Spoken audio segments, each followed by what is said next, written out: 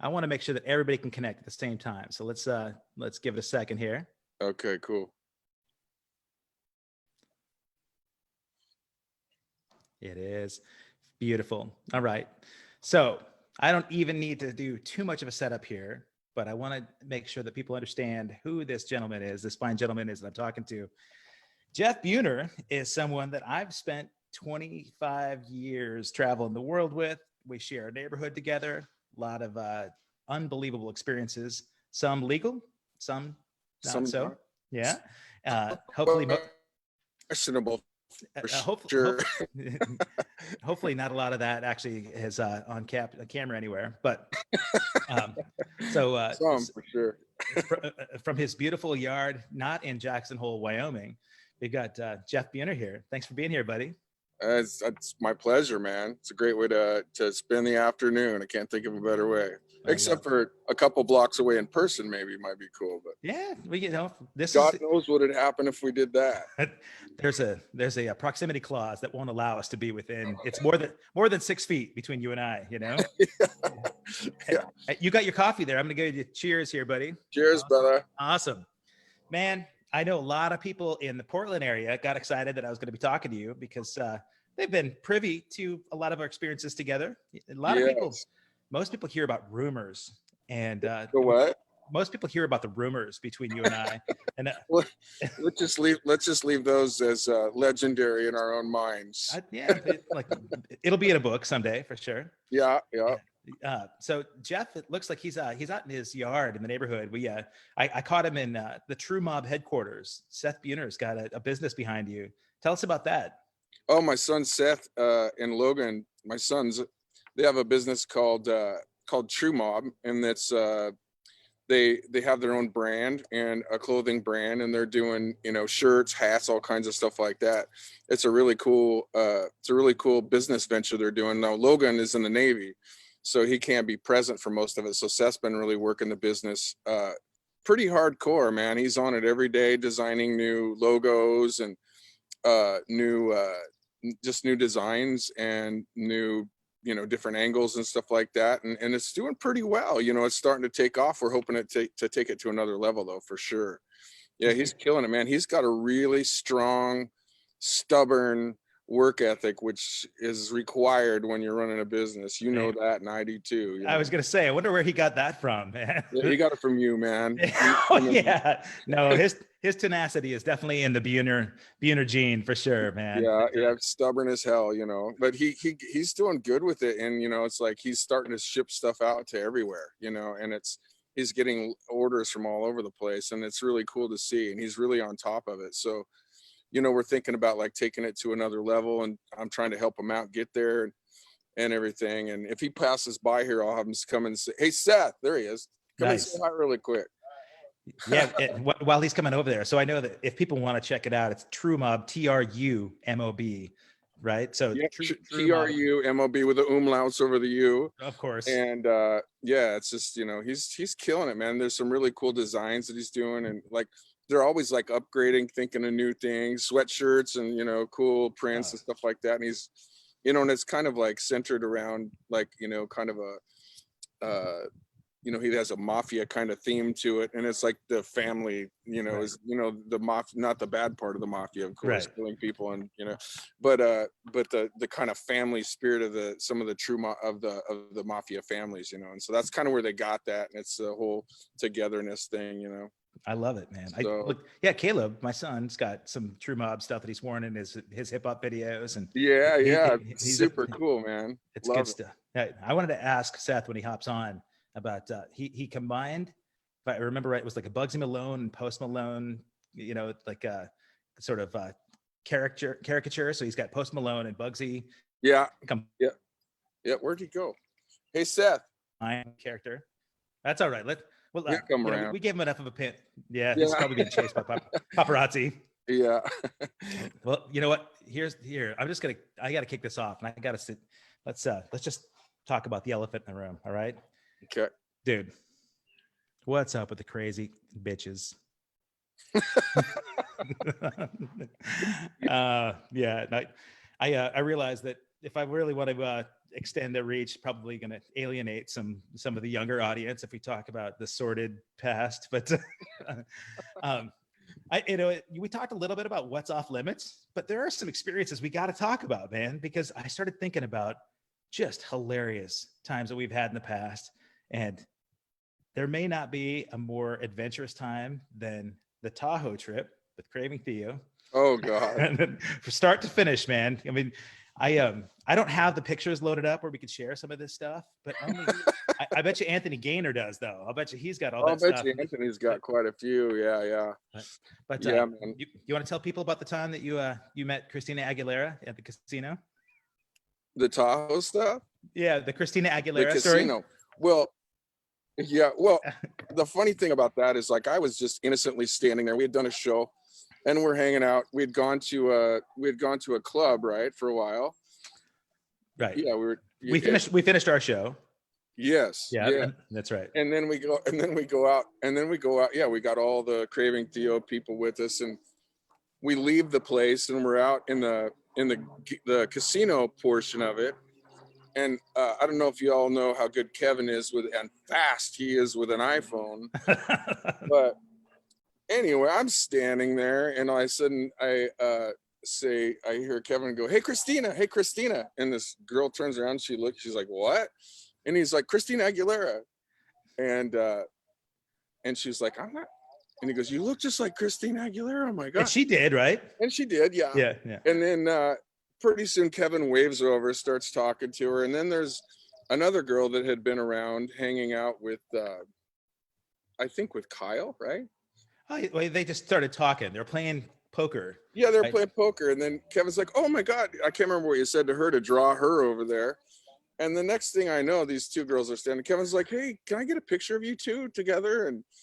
And I'm looking at him going, "Oh my God." And Kevin has this way of saying, "You know who you're standing to, right? You know who this is." And I'm nobody. But they're like, "Who?" Next thing you know, Kevin's like, "Let me take a picture of you two together." And takes a picture, and he's like, "Can you get a little closer and hug?" Next thing you know, they're hugging. He's like, "Oh my God, I don't know if you guys would be willing to do this, but would you two girls kiss?" The next thing I know, Kevin's got two girls that don't know each other at all, right in front of my face, kissing. Right across. Yeah, they were flanking you and making out with each other in front of you. Oh, that was all the camera angle. I was 6 feet back. There was no social distancing going on anywhere, but I know that you didn't participate. It was just that they were. It just looked that way. Yeah, that's fun. There are pictures I saw myself, and but that's just one of many instances that you've managed to, like, conjure the impossible within seconds. It's like instant inspiration, man. I may have missed my calling. You never know. But this is pre-Tinder and all that, right? This is like this is like before all that. It was hilarious. We've had some wholesome times too. Yeah, we have. I think one of the things that people might not know about you is that you've got this gruff machismo, like real male, like persona. But when they get to know you and they know the person you are, one thing I love about you is you've got a lot of compassion, a lot of heart for people that are less fortunate. Oh, for sure, man. I know that you've got a close-knit connection with your family, and it's one of the things that I think I admire the most about you, that your mom is one of the most near and dear people to your heart, and you're seeing her all the time. I can't now though, man. Right. I haven't been able to see her for a few months. She's, she has dementia, and she's in Bend in an assisted living memory care. Yeah. And she's 98. She was like in her mid 40s when I was born, so she, like, I mean, the doctors told her, "Don't go through with this pregnancy, because he might turn out weird." And I did. They were right. Blew that one to hell. Yeah. Yeah, they nailed it. But no, but she's the the matriarch of our entire family. I have like 45 nephews and nieces. all my brothers, I was kind of an accident, but all my brothers and sisters were much older than me. My youngest sister was 16 when I was born. Wow. Oh my God. And yeah, and so they all had two of them had kids before I was even born. So I was an uncle to 4 people the day that I was born. And you can just, you know, do the exponential growth from there. I have like 45 nephews and nieces or something, and great nephews and great nephews. You know, it's crazy. Wow. But yeah, it's we have a really cool family. And you know, my dad passed away in 2001. Yeah. No, 2000. September 2000 was almost exactly a year before 9/11 happened. Right. And but my mom, she's been, you know, she was self-sufficient for a long time, and I think she quit driving when she was 95 or something like that. Wow. No, 92. Okay. Yeah, before all this happened. Yeah. And then the memory thing started happening. She had been at church and she drug one of the parking cones home. Oh. And couldn't hear it. And I maybe- heard about it from the neighbors, and I went over to her house and I'm like, "Hey, Mom, heard you drug a parking cone home from church." She goes, "Oh, I did not. What are you?" I'm like, "I don't know nothing about that." And I go, "Well, I heard you did." And she drug one. She backed over it and drug it home. And a couple of weeks later, she decided she wasn't going to do that anymore. So she said, "I guess I should just quit driving, I suppose." You know, and I'm like, on her own. You On know, her own accord. That's good. yeah, you know, and I mean, in the Dalles, it's like this pretty small town, so she wasn't endangering a whole lot of people, but still, it was like she was smart to stop driving because it was time. You know, at that moment, it was. She picked a good time. I mean, she was fine up until then, but things started happening, and she had a mini stroke, and that's what set off this whole bout with dementia that she has, and just like she's been, and since then she's been having like started about a year ago. She had a couple situations where they found her completely unresponsive, and she started having heart attacks, like mini heart attacks. And the good thing about it is it would just it would knock her unconscious, and it didn't hurt at all. And so the next day it'd come around and she'd snap. I don't know how she does it, but she'd snap out of it.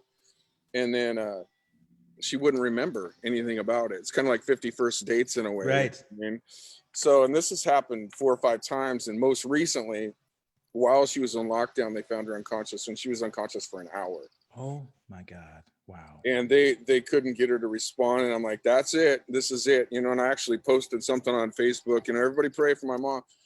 And the next morning, she had kind of came around that night about after an hour or so. The next morning she's up having breakfast like nothing happened. I don't know how she does it, man. She's amazing, an amazing you know, force of life, man. Yeah. Like she's, the will to live is a very powerful thing, you know. You could see that in your whole family, man. Yeah, a lot of them, man. Especially, it's like, you know, they're all tough. Yeah. We all came out of Minnesota, so. Well, let's talk about that, because I mean, the closeness you have with your mom, and your dad passed away almost 20 years ago. Yeah. Were they real supportive of you, sort of going after music as a career? What was your childhood like? Well, when I can remember, like when I was growing up, a little kid, my brothers and my cousin, my brother Wayne especially, and my cousin Jerry, they loved, you know, like old country music, you know. Okay. So we'd get together, and there'd be like 30 people at the house for Thanksgiving, and they'd go through this thing where they'd try to get through a few songs, you know, and they did all right, you know. They'd play like old Johnny Cash and Waylon Jennings and, you know, Merle Haggard songs, and I just loved it. And so there's a few pictures floating around of me, like when I was really little, I'd always have to have a guitar in my hand. I didn't know what the hell I was going to do with it, but I had to have a guitar, you know. And when I remember I was 10 years old, and my dad used to go to this place in the Dalles called Red's Trading Post. Okay. Anytime we needed something new, he'd go to this secondhand store, right? And it was this dirty old place with, you know, plumbing, cast iron plumbing pipes, and you know, electrical stuff, and anything you can imagine, records, anything that the guy'd take in. And my dad caught me staring at this guitar on the wall, and it was just this old acoustic guitar, you know, probably like a Montgomery Ward's old thing, you know, hanging on the wall. And he goes, "What are you looking at?" And I pointed up, He goes, that looking at that guitar? And I'm like, yep.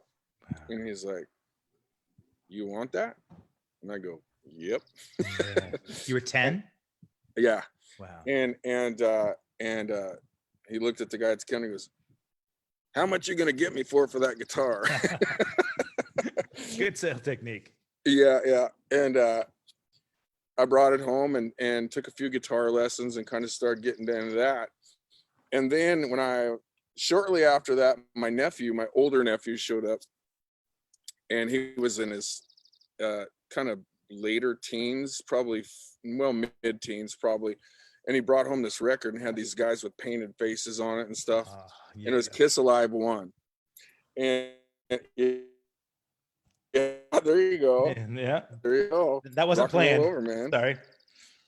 And I stared at that record. I said, can I see that? And I stared at that record, I'm pretty sure for about 6 hours straight, and I just was like, oh my God, I'm going to do that, and that's what started it all, and that's how I really kind of got plugged into music. And then, one of my nephews, my other nephew that was older, he would bring like, April Wine and Blue Oyster Cult, remember that, what was that? Agents of Fortune. Right. Yeah.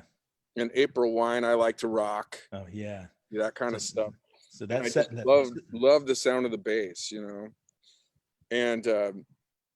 and then I heard Gene Simmons go, woo.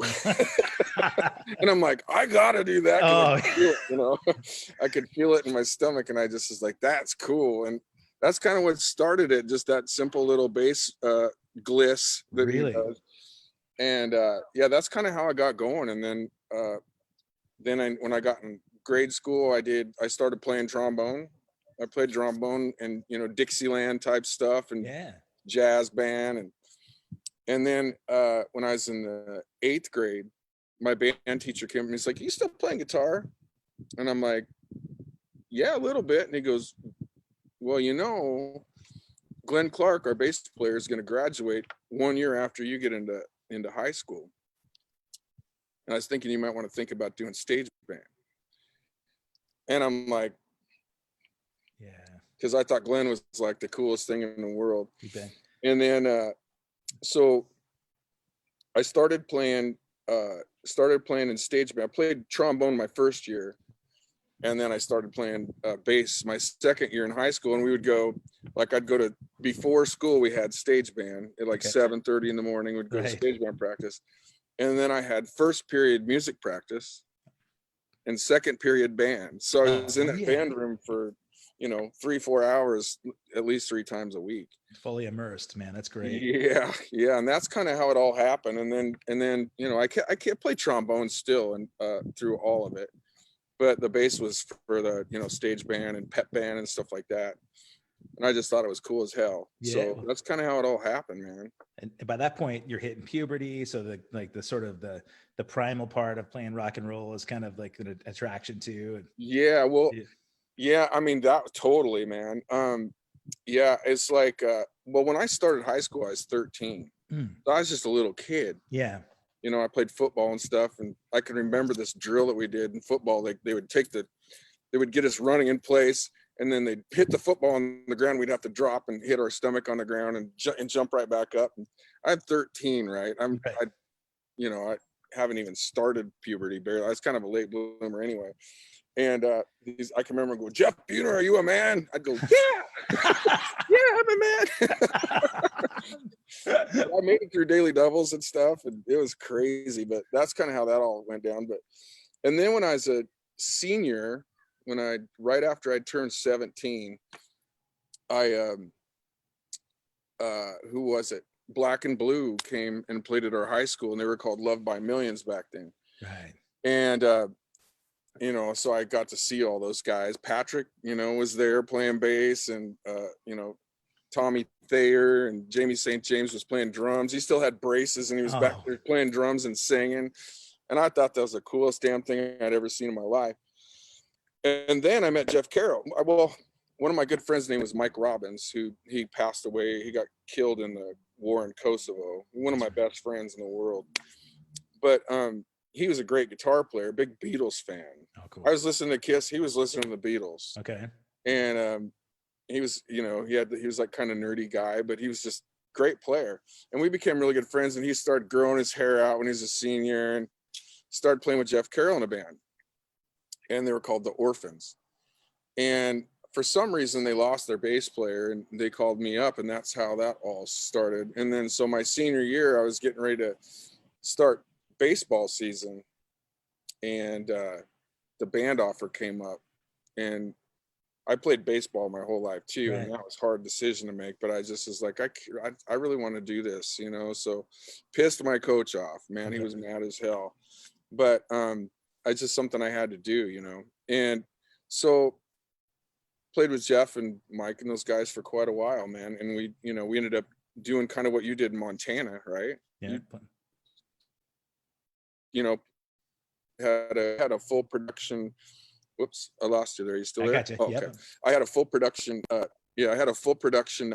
Traveling band. We had we had a truck and a van, and we'd travel all around the Northwest and go to all these bars and play for a week or two at a time. And God, you learn a lot when you do that. You get your first dose. I was underage and playing in these bars, and I got a good dose of that whole scene. And we'd have to go backstage, like in the kitchen on breaks, because we couldn't be with a 21 population. But I learned a lot those few years, man. About the road and like playing with other musicians, seeing what adults act like after they've had a lot to drink. And yeah, that was the big one. Yeah. And probably good money then too, right? When you're playing those gigs, it seemed like the money was really consistently pretty sharp for a kid.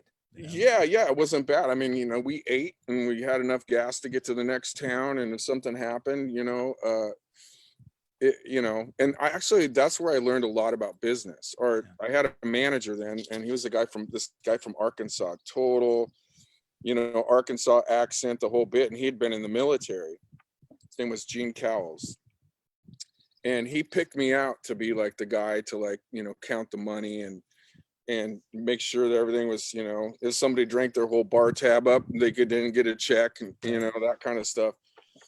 And I remember one time we were taking off to go to Idaho Falls, and we had just got the motor rebuilt in the truck and the van. So we made sure we were in tip top shape. Right. So I took off, we took off, and we had, we communicated with a CB before cell phones. Right. And we took off for Idaho Falls, and we had brand new, rebuilt motors, everything. And we took off, and I was in this Volkswagen van with Jeff Carroll. Okay. And we're right behind the truck. And we all had big hair and, belts on, and, we, heaven forbid you go outside without eyeliner on. Right. And anyway, we're cruising down the road, and all of a sudden I saw we got to Arlington, which is about an hour east of the Dalles. And I saw something bouncing underneath the truck. I'm like, what the hell is that?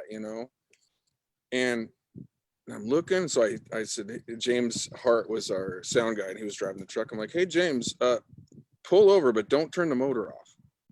He goes, why? And I go, something's bouncing underneath the truck, and just pull over, don't turn the motor off.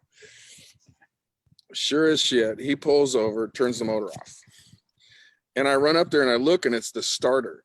They hadn't bolted on the starter. So I'm like, oh shit, now we can't go anywhere. So I pulled the starter off, like undid the cable, and I think I broke it off, to be honest with you. I was pissed. And we threw it in the truck, and I said, okay, James, I'm going to try to pull start you with the Volkswagen bus, right? Oh my God. So we hooked up this big truck, and it was an old Goodwill truck, right? And it had one of the big boxes on the back. And we pulled, and I put a rope on it. And I said, okay, here we go. Yelled out the window, and I pull started that damn thing, and we got it going, because we had to be in Idaho Falls, right? Yeah, gig time. So, and I've got the, 80s rock and roll pants on, thinking I'm cool as hell. Spandex? Underneath the truck, laying on the ground, and we pull started the thing, got going, and took off down the road. By then I'm mentally exhausted already. And so drove a little ways, and I said, hey, Mike, you want to drive? Mike Robin? He goes, sure. I said, I'm going to take a nap. And he's like, okay. And I said, no matter what you do, don't leave the truck. Stay with the truck. Okay, no problem. So I lay down, take a nap in the bus there, and I woke up and we'd gone a long ways. We were headed down towards Salt Lake, so that turnoff over there, past Boise. Right. And I go, no, we were going to Idaho Falls, so somewhere right around that spot, past Boise though. And I'm like, hey, Mike, where's the truck? And he goes, I don't know. I go, when was the last time you saw it? He goes, I don't know, I forgot. And I'm like, and no cell phones. Yeah. So I'm like, well, let's just go to Idaho Falls, right? So we get to Idaho Falls, no truck. So I ran to a payphone, called our manager. I'm like, hey, we lost the truck. We don't know. And of course, I got my ass, dude. You should have stayed with. I'm like, it's not my fault. Well, they're broke down in Baker. Oh no. So we're in Idaho Falls, and the truck's broke down in Baker. That's like what, couple hours, 3 hours. Yeah. So our drummer, Jeff Carroll, and Mike all stayed back. I said, I'm gonna go to Baker. So I hopped in the bus, took the Volkswagen van, took our lighting director. Do you know John Tuggle? No. Oh, great lighting director. Anyways, he called me Bean. He goes, okay, I'll go with you, Bean. Is that where that started? And I'm like, okay. Yeah. So we take off and we're going to Idaho Falls. We're going to Baker from Idaho Falls. Left the guys there. I'm like, I'll see you guys either later tonight or tomorrow. We're gonna have to miss our first night. You know, we couldn't play, couldn't set up, didn't have our gear. And so again, I fell asleep. I said, hey, Tug, you want to drive? And he's like, yeah, I'll drive. So we're going through the Badlands. That's the last thing I remember. And then I was dreaming. I fell asleep again. And I was dreaming, and I was hearing this tick, tick, tick, tick, tick, tick, tick, tick, tick, tick, tick, tick sound. And I'm like, in my dream, I'm like, wait, what is that? And I woke up and I'm like, and the sound didn't go away. And I'm like, Tug, put your foot on the gas. Tick, tick, tick, tick, tick, tick, tick, tick, tick, tick, tick. Now slow down. Tick, tick, tick, tick. I'm like, we threw a rod, dude, in our brand. So we got to pull over and stop because we're going to blow the motor up. So we got our truck in Baker, the rest of the van's in Idaho Falls. And we're pulling into this place called the Boise Stage Stop, which is just outside of Boise. Okay. It's a trucker place. I got, long hair, earrings, makeup. Spandex. Yeah, well, I think I had those underneath my ripped up jeans, and we walked into this place, and everybody stopped and looked at us. Hey, Susie. Oh. And here comes the lynching. I had $20, a gram of weed. Oh no. And that was it. And Tuggle had nothing. I go, well, we got $20. The guys aren't going to be here till tomorrow after they get the truck. So we're spending the night at the truck stop. So we ate butter horns, coffee, got stoned every once in a while. And I slept that night, rolled up in this carpet, in this gross carpet in the van, but it was the only thing I had that was warm. God knows what was on it, right? Oh yeah, band van, just use your imagination. So anyway, spent the night there. Truckers were they actually were pretty nice after they warmed up to us, but at first it was uncomfortable. The next day they show up with a truck. We're going to fill up. Took off and filled up. They were going to pull they had the truck. We were going to pull the van behind the truck and go to Idaho Falls. Oh my God. And we took off, and then the truck started dying. Oh no. And it's like, and they had put diesel in a gas. So we dropped this entire tank of diesel alongside. There was the only thing we could do. Yeah. Just let it out. And then we anyway, we made it that day, played a show. We were there for 2 weeks, had a great time. But that taught me, I guess I told you that entirely too long story to tell you that I learned a lot about Murphy's Law. Yeah. And how shit can happen really fast, man. Everything can go totally south. And so I learned a lot about business and just common sense on that trip, But we ended up, it was contingency plans. Yeah, having a contingency plan for anything is a really, really good business Murphy's idea. Law. Yeah, Murphy's man. Law. If it's bound to happen, and it will, right? Like we had plenty of those kind of things on the road together too, and Oh, dude, yeah. like showing up for a massive festival with the backline, and they've provided toys for us to play on. Yeah, we don't even need to go into there. That'll be a story for another time. Because I want to think about this transition for you, because when I first met you, you'd already established this reputation. You had played with a band that was a derivative from Dan Reed in the Portland area, Rex and the Rockets, right? Yes, sir. And that was a big deal around Portland. You guys were playing all the time, making lots of money. All the girls were chasing after you. And I think, you'd been married by that point. Is that right? Nope. I was not yet. Okay. All right. Pretty close though. Yeah. So let's go back to the Rex and the Rockets days and tell me where the real rock star formation happened with Jeff Buehner. The Rex and the Rockets days. Well, when I had the cover tune band, this guy named Sean Holland would show up all the time. He was in a band called Rex and the Rockets, and kind of got to know him through all that. And then we decided we're done. We're going to just start playing original music. We're not going to do this road thing anymore. And it says my connection's unstable here. Sorry. But anyway, so I moved to Portland, and I was at my ex-wife's house, and it was before we had even married. And I got a call, and it was for it was on a Monday night, and it was Rex, and he was like, "Hey, you want to come play bass tonight?" And I go, "Like when? What time?" He goes, "Now." And I'm like, the first thought that went through my head was my hair was flat. Oh. And I'm like, I gotta go. So I threw some clothes on, threw my gear in the truck, and headed down there. And I remember walking up the back stairs. It was in Eli's, and there's this place it was a show called Rex's Rock and Roll Circus. And I was brand new to town. Yeah. I'm like, what are we going to play? And he goes, don't worry, just follow me. You know half of these songs.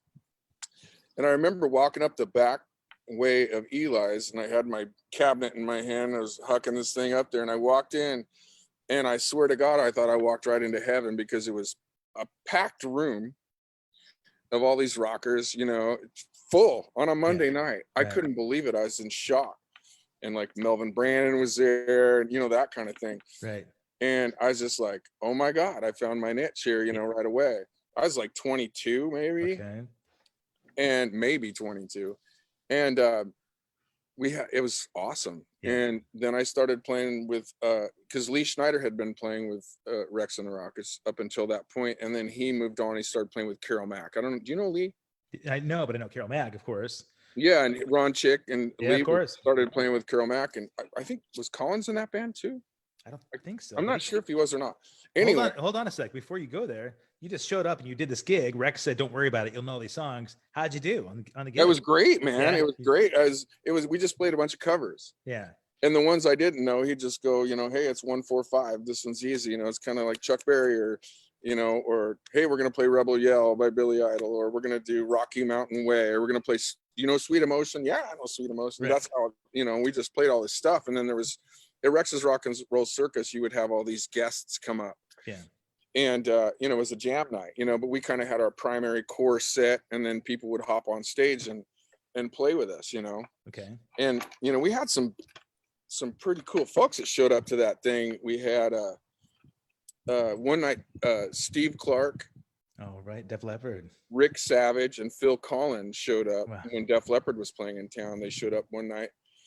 And, I remember Phil coming up to me. He's like, hey, mate, be all right, jam with you? And I'm like, hell yeah, it'd be all right. What do you want to play? And he goes, I don't know, rock and roll, or, I don't care. And I'm like, well, you're on, dude. Nice. So I got to jam with Phil there. And I was a huge Steve Clark fan. Yeah, yeah. And it's so sad that he passed away. Rick Savage was cool. Steve Clark was 3 sheets to the wind, wasted. He was like, don't do it, Phil. And I was just like, wow. Talk about not, going, down the notches there. I'm like, I forgave him, of course, because I knew later what he was going through, his severe addiction and all that stuff. But that was awesome, man. Jamming with him. And then he thanked me over and over and over that night. And up until the point they got in the cab and left. And they gave us tickets to go. I think it was the what was the record that had Pour Some Sugar on Me? Wasn't even that record? Hysteria, that's what I thought. Yeah. And it was that tour, and so we had like killer seats, and really? the whole band, you know, and we went and watched that. And I remember looking over to our right, and the whole Dan Reed Network was over. I could see Blake Sakamoto's hair flow. He had a fan behind it. Oh yeah. Yeah, they were all together. That's one of the things I loved about those guys. They were always together, you know. Yeah. And yeah, so that was awesome. And then another time it was Warrant came in, and I jammed with their guitar player that night, and Janie popped up and played too, and he was something else. Yeah. Came in with a girl on each arm, you know, total rock star. Christina Aguilera on one, and that was where I got the idea from. Sorry, no. Yeah, totally. And he was like, dude, he was in the midst of his stardom, right? He's walking in, and he told me the story, what had just happened in the bathroom. And I was like, wow, you're cool. And I immediately was like, okay, you're cocky, dude. And he was like, hey man, we should play Down Boys. And of course I knew what the song, it was all over the radio at that time. And I was like, who's that? Oh God. I go, no, I don't know that one, man. He goes, come on. Like, no, that's cool, man. I don't want to play that song. Just kind of, I had to take a shot because I had no choice. Yeah. But those were some good days, man. That was really cool. And then from there, I moved on, and I took a break for a while, and then I started playing with the Dragonflies and played with a band called Log here for a minute. It had Brian McGrew and Sammy Zern in it, and Ray Jones. Did a few shows with those guys. At that point, I was not going to play music anymore. I was done. Really? And I just didn't want to play. I felt like I just wasn't going to, nothing was going to happen with it. And it was really, you know, I just had, Logan was born. Okay. And I just said, I'm taking a break. Yeah. And then Sammy called me up one time. He said, hey, I want you to come jam. And Sammy Zern he's kind of the one that pulled me out of my slump. And cause I got really depressed, and it was a dark time, man, because I wasn't playing music anymore. Yeah. And then from there, I started playing with the Dragonflies, and we had our success. Had a record out, did pretty well, did a soundtrack and some commercials, and played some pretty cool shows with, Michael Armando, Scott Bird, Steve May. Yeah, great band. Yeah, we had a blast, man. That band was a lot of fun. And then from there, I started playing with Jeff Carroll again. We reconnected after all that time, and we started a band called the Russian Brides. Right.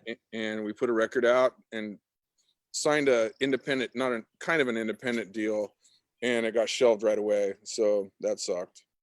But yeah, and then lo and behold, here I am doing the things that I'm doing now. Well, it's funny, yeah, doing the things you are here and now. There was a gap in time. At the same time, you're balancing your business, right? You've got a roofing business / construction development that's really done well because of your tenacity, because you've gone through the industry slumps, right? Where they could have really been tough. And I've known that side of the business too. I mean, as a business owner myself, I look at the efforts that you've made to kind of keep things running, keep food on the table for your family. You take really, really good care of your crew, I know. And you wear a lot of hats. I mean, that's one thing about you. You've always juggled a lot of stuff in order to make sure that you're successful in all things you do. Yeah. As best you can, And I'm wondering if, when you talked about taking that slump, you had Logan, and you were married to Lonnie. Was it kind of one of those things where you thought, okay, I got to be a responsible dad so I can run my business and not, let this rock and roll dream go aside? That's kind of where I went with it. And that's when I started, I started my own business and, all that. And then I had everything to be happy about, but I just had lost that creative side of me, and it kind of, it wasn't a fast decline. It was a slow hover, down. And I was like, why am I not stoked, and it was because I wasn't playing music, and that's what led into the, Log and the Dragonflies and all that stuff, you know. So that's kind of where it went. But yeah, the business side of things, man, I love the art of business. I mean, you know, I mean, I always equated making money with swinging a hammer, you know, and that's kind of how I got into construction. And plus I didn't have to cut my hair, right? Right. Talk about a lesson I learned there. Yeah. I'm glad you covered up that big mop of hair you've got. Yeah. Yeah. And, you know, so I went through that whole thing, and I just decided, you know, if I can figure out how to do the numbers and everything and make it make sense, have it make sense, that I could leave town and still make money at the same time, you know. And so I went through a long sorting process with finding the right crew leaders that I have, and, you know, guys that I trust, guys that are loyal, you know, and I take really good care of all my employees, much as I can, you know. Yeah. And that way I can trust them if I have to leave town to go to a gig or something, you know. It's cool, you know. And then as time moved on, I learned the equation a little better. It's just, you know, this math problem. It's like how you know, how to profit from all this stuff. And then so I learned how to do that and to duplicate it. And, you know, you and I have had our multi-level business experiences, and I learned a lot from that. Yeah. You know, I learned a lot from that, because a lot of it makes a lot of sense, you know. Sure. You know, how to duplicate yourself, and, you know, and how to take care of people, and have them take care of people, and, you know, that whole thing, the people in their crew, and you know, and then you just do it a few times, you know. And like my company right now, we do, you know, we work on, I think we did 600 jobs last year, 600 or 700. Yeah. So we're cranking stuff out, and we kind of have it down to a science, you know. Yeah. You know, safety is a big thing. And in this pandemic that we're going through, like, I have a safety monitor that goes around to all the job sites and sterilizing ladders and equipment and making sure that you know, it's a very thorough process that you have to go through now, you know. And are you able to keep as much production going with this? I I have been up until right about now. I mean, some of my clients have kind of backed off just a little bit, just because they're not sure, you know. Yeah, that makes sense. But I think, you know, I have a lot of hope that we're going to bounce out of this. I mean, it's going to take a while, of course, but you know, with the interest rates down where they are right now, and as soon as the banks feel comfortable, they'll drop their rates a little bit, and it'll kickstart everything pretty quick again, I hope. Yeah. You know, you know, as far as all that goes. But so I feel pretty good about it. I'm sitting in a good place right now, and, you know, definitely not as good a place as, definitely a far better place than I was in 2008 when all that crazy white collar crime happened. Right. You know, that happened fast, man. Well, developing that business sense, I'm sure that's a great opportunity for you to jump into where you have now, where you recognized that I understand the components of what it takes to break a band, to because there's a bit of luck and a bit of fortune and a lot of tenacity and networking that goes into that. Absolutely. I love this process of the last couple of years, where I remember you sitting down and showing me a couple of songs on guitar in your kitchen.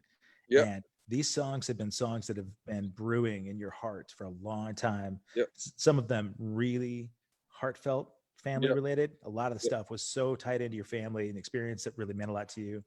I remember the Tears from Kelly song that you did was so unbelievably impacting to so many people, right? I mean, your friend Kelly, I'll let you tell that story, but this is a song that changed, I think, a huge amount of people's perception of you and your songwriting when you released that.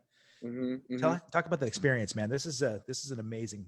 Well, what's really cool about that is Kelly's mom reached out to me yesterday because I was doing a podcast. I've been doing with the band, the radio thing that we have going on right now. I've been doing podcasts all over the country almost daily.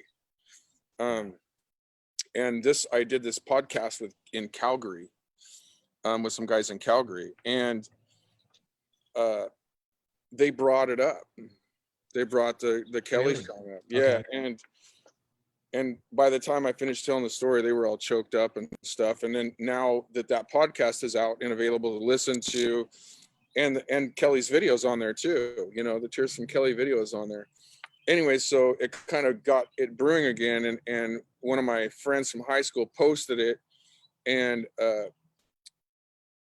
Kelly's mom saw the podcast, and then she started commenting. And so I was, seriously, last night I was up until 2 or so in the morning finding little bits of Kelly and my conversation that caused the song to happen. Wow. And I was posting our, you know, our instant messaging thing on how the song got named, and she actually picked it, you know, the name of the song. But what happened was, so we had this, I remember she contacted me and said, I knew she had cancer. She lived in Australia, and they call it bowel cancer over there, bowel cancer, which is colon cancer, right? And I had heard about it, knew she was fighting it, and she's like, hey, I'm going to be in the Dalles, which is, you know, where I grew up. And so I'm going to get a bunch of friends together. And so we all got together and had this really great night. And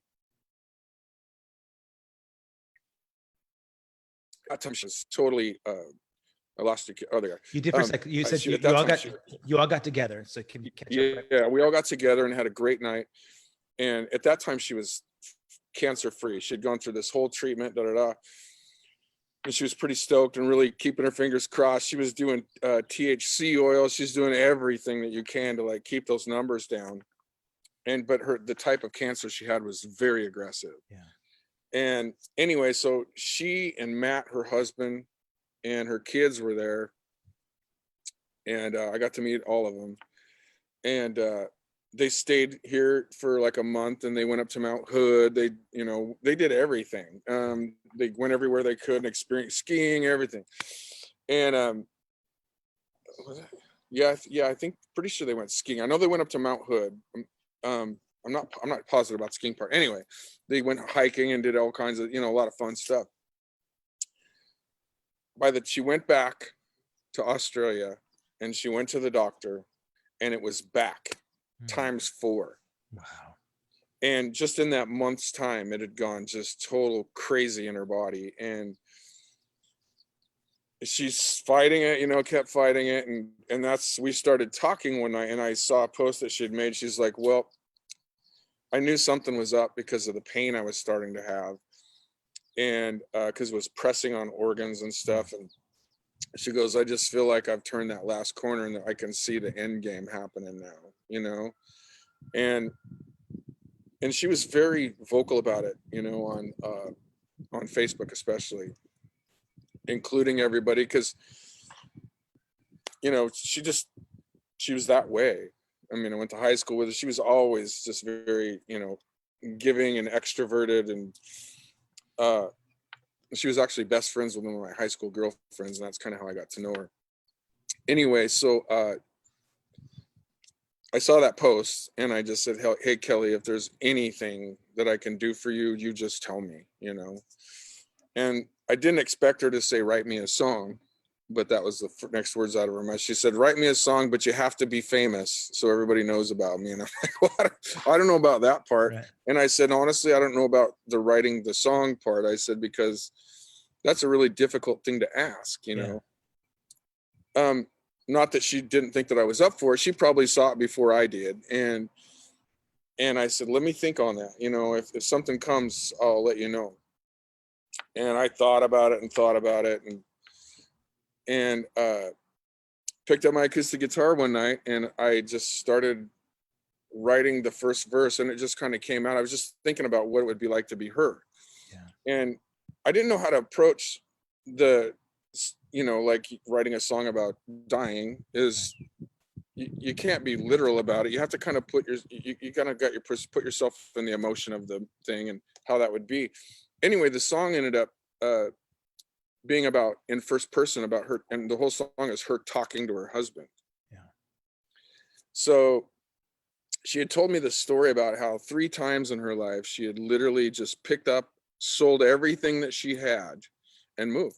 Took that money and just landed somewhere with no idea what the hell was going to happen, which is a really cool thing about her. I don't think I could do that because it'd scare the hell out of me, you know, but Yeah. got to be a little too sure about my footing sometimes, but she didn't care. She just would go.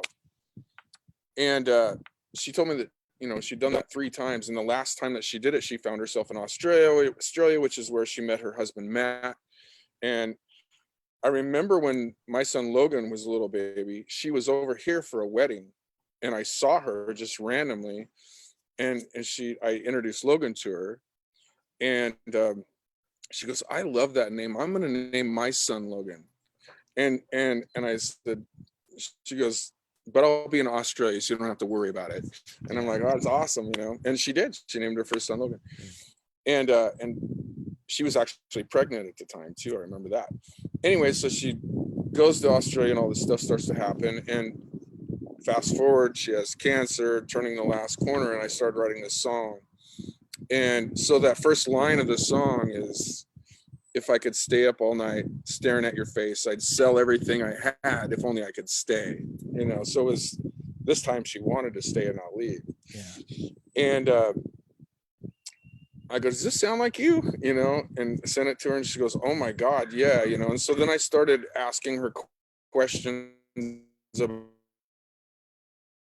things in her life, and you know, how that all works out, how it works for her, and how, you know, like relics that she has, you know, if she likes candles, you know, what this moment is now, don't let the candle burn down, you know. Right.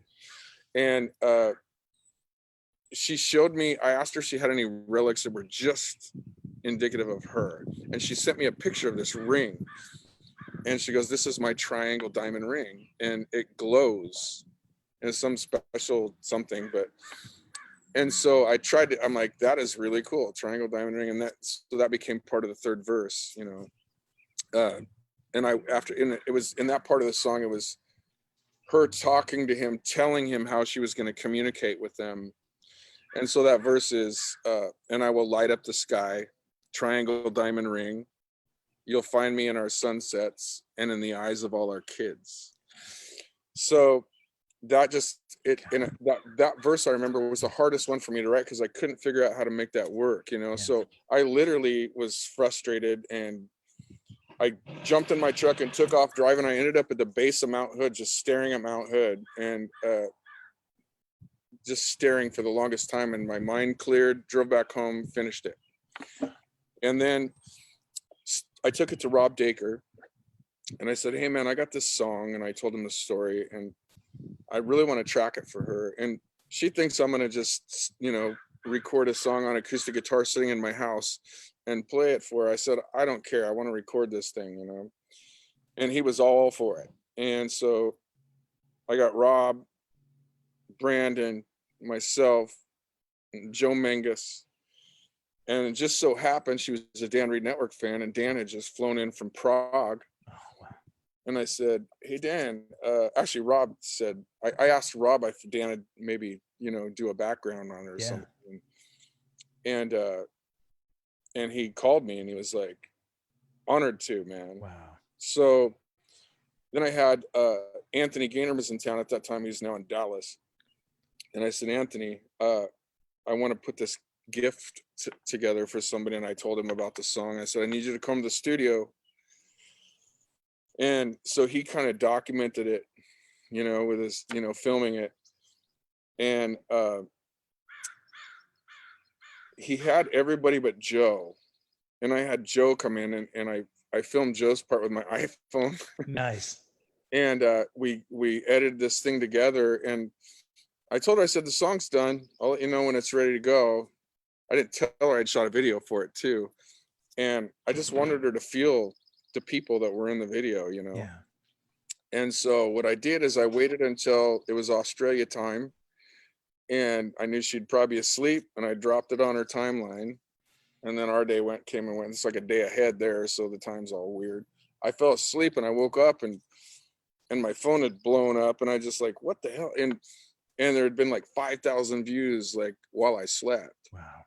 And it really got passed around a lot. And you know, in her comments, she's just crying, and you know, and it was a beautiful thing, you know. And Everyone was crying, honestly. yeah, The first time you played it for me on your acoustic guitar without anything else, I was so embarrassed. I'm crying, I'm sobbing in your kitchen, you know. And You should have seen me writing it. I'll bet.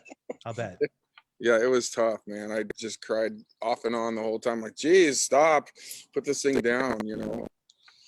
But yeah, anyway, yeah, so it's just kind of cool how that was like, you know, one of my favorite moments in my life, you know, that just doing that. And, you know, for me, writing a song like that, especially, it's, you know, gathering a little bit of information, getting all the components in your head for the lyrics, and then trying to figure out how to say somebody's dying without using the word.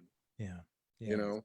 And so I thought about the process of dying and how it's just a passing over, you know, kind of a thing, or a passing through. And so in the chorus of that song, I pictured her going through the process and thinking about her husband and her kids while it was happening, you know. And so the chorus, and I will dream about you when the wind blows the veil off of my face, you know. So the veil lifts, and you have that new realm, you know, that you can now see.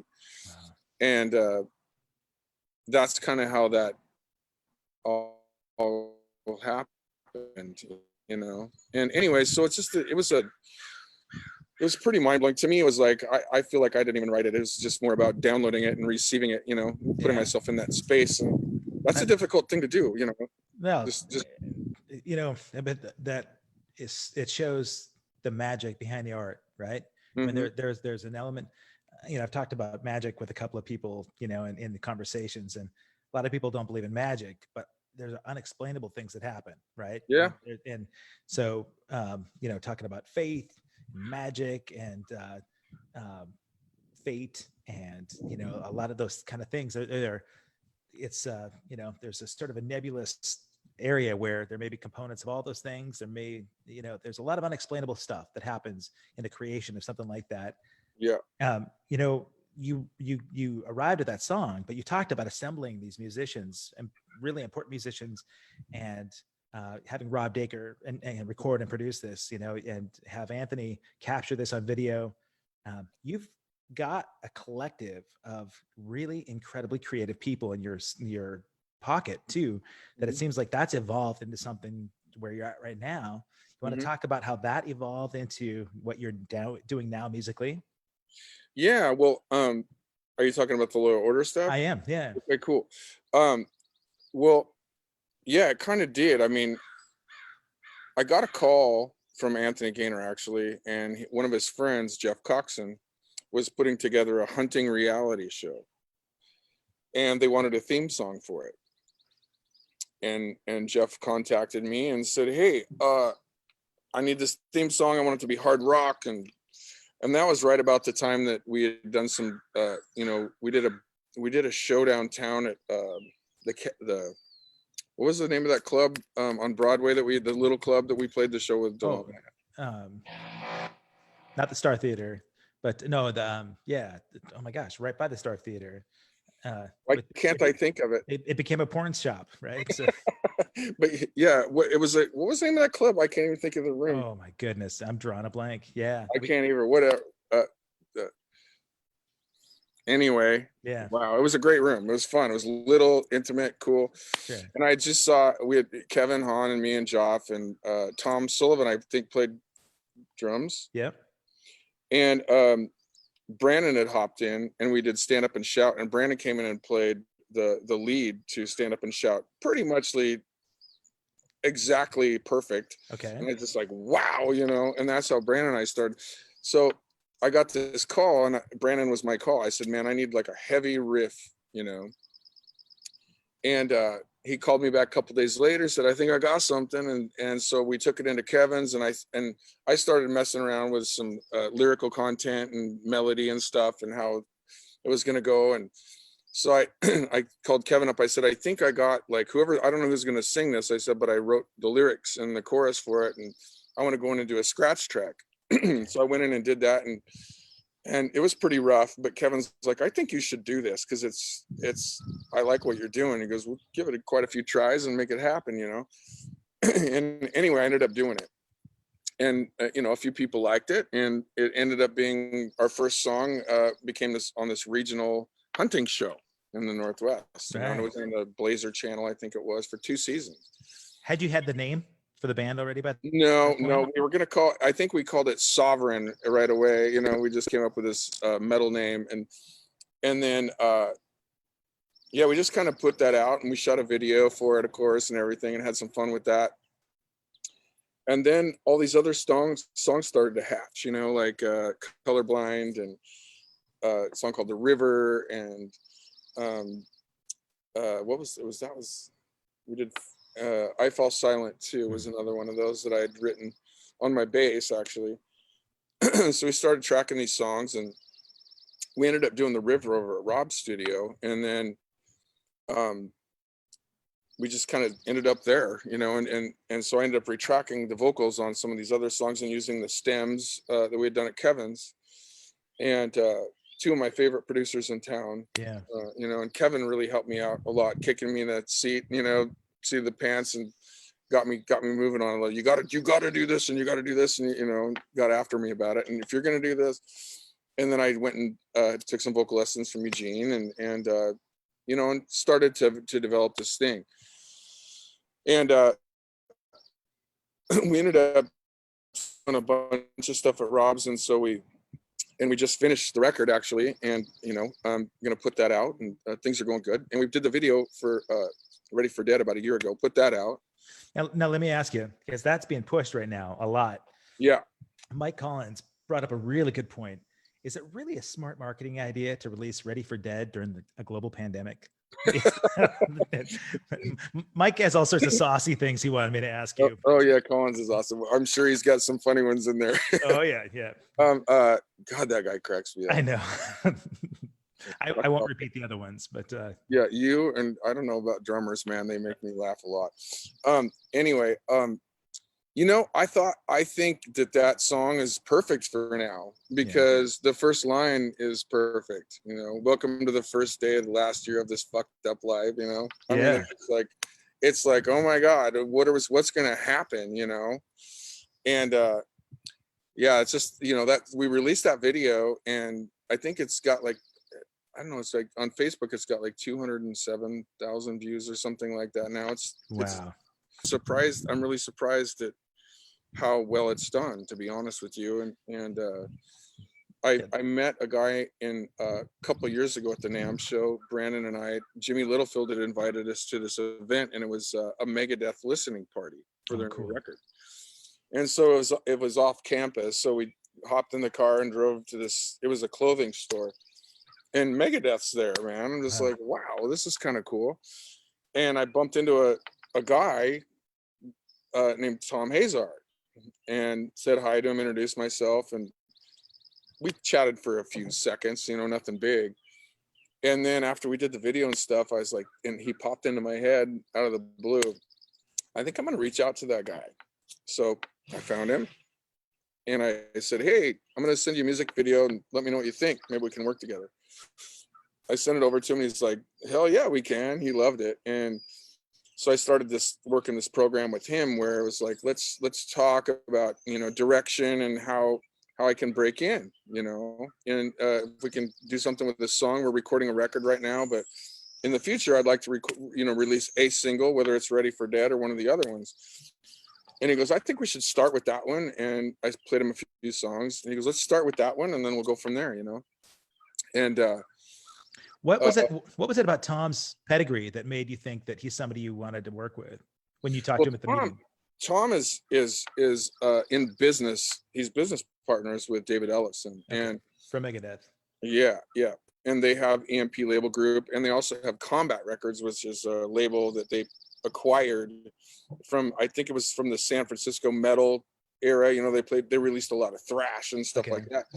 So, you know, it's a solid brand, you know. And I just realized how smart Tom was. I realized, you know, how he's an incredible singer too. Really?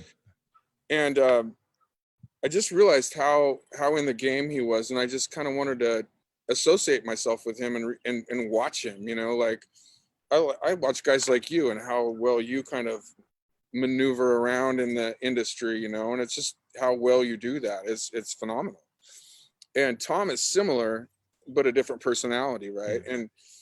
And he knows Corey Taylor, everybody, you know, Yeah. he knows all those guys. And, you know, he's good friends with a couple guys, he's good friends with everybody, you know. And Okay. and then I realized he had done a bunch of work with like all these great bands, you know, like, you know, who was Fred Durst's band? Limp I Bizkit. forgot the name of it. Limp Bizkit, yeah. I think he worked with those guys in some marketing and doing stuff like that. And then I realized having somebody like that on your team might be smart. Yeah. And especially in that genre, Right. you know. So I hooked up with Tom, and he's like, man, I think you should. He called me up about 4 or 5 months ago, and he's like, dude, I think you should take the song to radio. Right before the album comes out, take the song to radio. He goes, I think it's got wings, you know? Okay. And I'm like, okay, let me think about that, you know? And so we talked to strategy and stuff and decided to do some business together. And we started with metal, three formats: metal, classic rock, and active rock. Metal showed a good showing. It's not quite metal enough, I don't think, for that crowd, you know, Right. but it made a mark. And classic rock, it's done really well too. We're like working with there's a girl named Jody that we work with, and she sets up podcast after radio interview.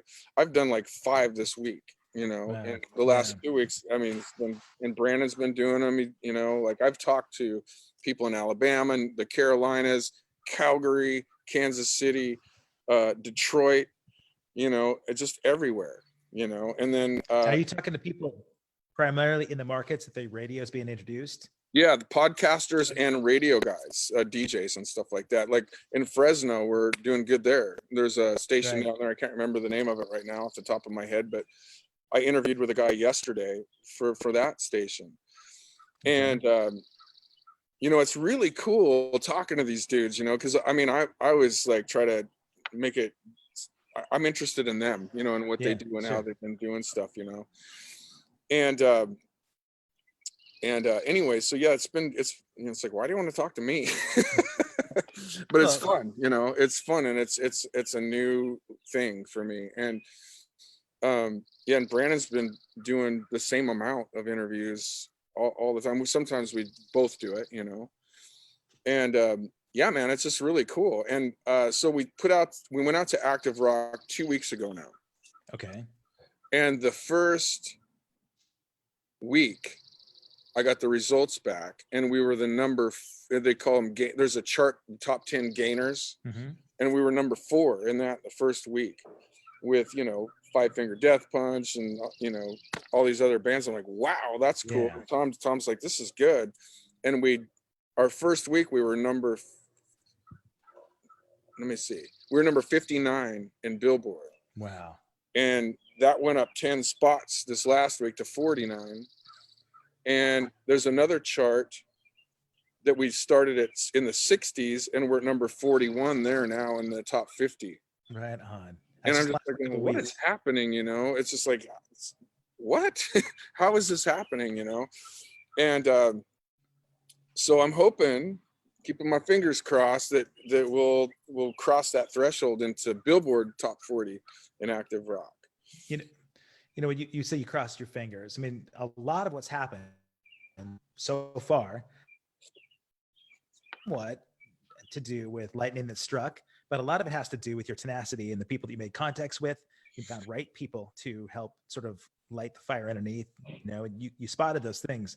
Being willing to listen to somebody that might have an expertise in an area that you don't is Mhm. tough, because you probably have had some constructive criticism along the way that's been hard to hear.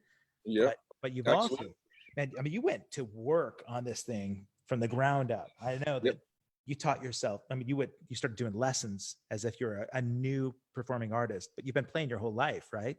Yeah. But you wanted to hone your voice. Your songwriting development has really come exponentially along. You know, it's come along well from input by producers like Rob Yep. Baker and Kevin Hahn, and you've got a great collective of musicians around you. I know that you and Brandon do so much writing together, Yeah. and that's like it's a real relationship with you two. Yeah. You know, you're like the Steven Tyler and Keith Richards, and you know, or Joey Kramer and Yeah. Joe Perry, Joe Steven Perry. Tyler, Keith Richards, and Mick. You're the you know, like there's the songwriter, the Gina the Paul. Can you repeat that last few seconds? You froze up for a sec on me. You're the Gina the Paul. Speaking of Paul, you do the greatest Paul Stanley impersonation ever. give me your Paul Stanley. Come on now. Oh, Yeah. Let me think. What is that? Now listen. I want to know. That's it. How many people over here? Yeah. I love it. All right. So anyway, you got the Brandon combo where you guys are doing the songwriting together. How do you guys approach writing tunes together? You know, it depends. Like a lot of times, like Brandon will bring a guitar hook to me, and if it, you know, pretty much everything he brings to the table is incredible. Yeah. But it has to strike a chord with me, to like, I have to be able to like feel it and get into it. And sometimes I'm just not inspired. Other times, like, oh my God, that's awesome. I hear the melody right away and start messing with it. Other times it's like, you know, like me tinkering around on my acoustic guitar, finding a chord progression, and then going from there with it, you know. Okay. We wrote a song called Half-Life that you'll hear very soon. And it all came from me learning how to play an Alice in Chains chord, and how many different places on the neck that I could keep that chord formation, and play it on an acoustic guitar around a campfire is what happened. No kidding. And that's kind of how that happened. And you know, take it in and you know, make it something, you know, straighten it out. I usually like to do things in odd time signatures, and then I take it in the studio and Rob's like, let's straighten it out a little bit, or whatever, you know. Yeah. Or Brandon and I will sit with a click track, and then all of a sudden it makes sense. Right. But and you know, it just depends. Like, it usually for me, songwriting, like if I find a chord progression, it'll start usually with like one line that I have in my head that I might have written down. Like if I'm at a concert or whatever, and I'm watching a show or whatever, and something inspires me, and I think of a line or something spins off, I'll just write stuff in my notepad that might mean nothing. Sure. And if I got nothing for a song, I'll open up that notepad and I'll just kind of start going through it, and then I'm like, oh yeah, I remember that, and does that fit with the melody?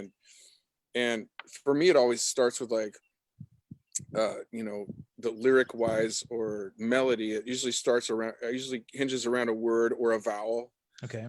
You know, a lot of times the vowel becomes a word, and then it does this other thing. Or sometimes I'll just see something that inspires me, and I'll just kind of start writing about a feeling, you know, of going through something or whatever. It really depends. But the process usually is, you know, like if it comes from me directly, I'll say, hey, Brandon, come over. I want to play something for you. And then he takes my, you know, archaic, you know, chord playing and make, you know, turns it into something that's really cool, you know, or he really puts the voicings around it and all that stuff. And a lot of it has just been just picking up a guitar and playing a weird chord. And I'm like, oh, that's cool, you know.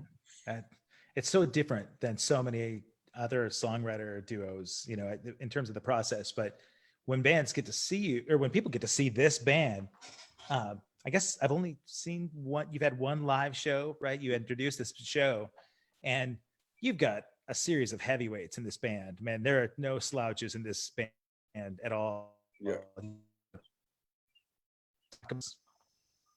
You want to talk about the other guys in the band that rounded out? Oh yeah. Sorry, I froze up there for a second. Yeah. So, you know, Brandon and I've been kind of, you know, looking around, seeing who would be available to and want. This town is so full of amazing musicians, man. Yeah. And you know, and networking in other towns like LA and stuff like that. You know, it's like trying to find the right guys. We want to find somebody from here, you know, and who would make the time and really, you know, put their heart into it. And so we ended up getting Patrick Young playing bass, who I really admire. And that was a hard decision for me because it was, you know, Dane and I had talked about it. Dane Ryan and I had talked about it.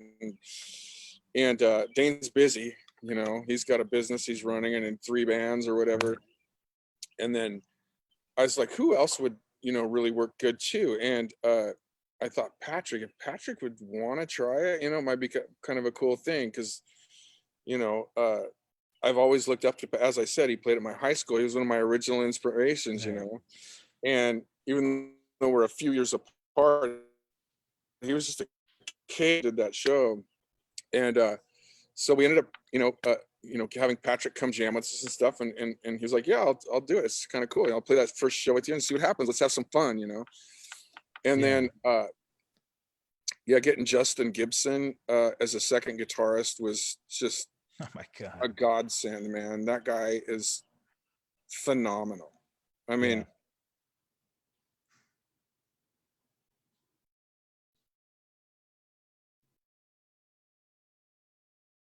the last song we recorded for the record is a song called Hellfire. And Brandon came to me, he's like, can you see me? I can see you. Yeah. Okay, cool. I said I was unstable, and I am. Big surprise. No, Brandon was like, I want Justin to do the guitar solo in this song. Are you cool with that? And I'm like, hell yeah, I'd love it. And so he and Justin got together, and Justin had some ideas and Brandon had some ideas and thoughts, and he ended up doing this crazy guitar solo on this song. I mean, it's like having Brandon he's an encyclopedia of music and talent and, technique and feel and everything.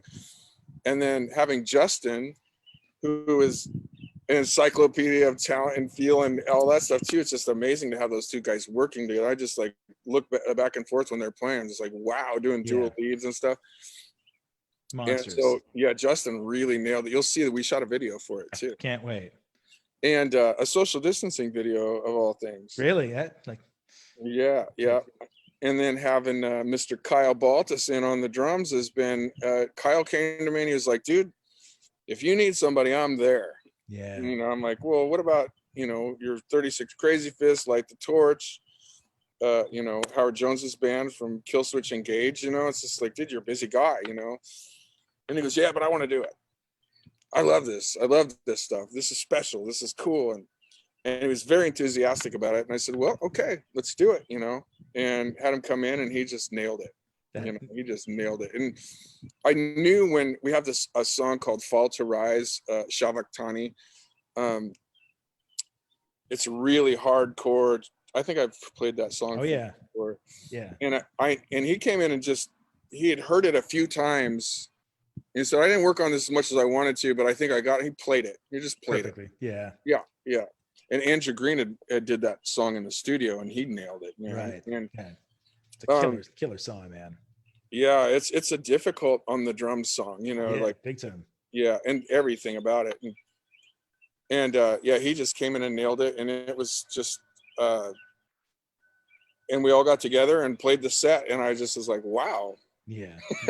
We got the lineup right now. I don't hope it doesn't deviate too much from what it is right now, because I feel really elevated by the talent that's around me, especially like, learning a new skill for me. It's like having that behind me is just like, it really boosts me up.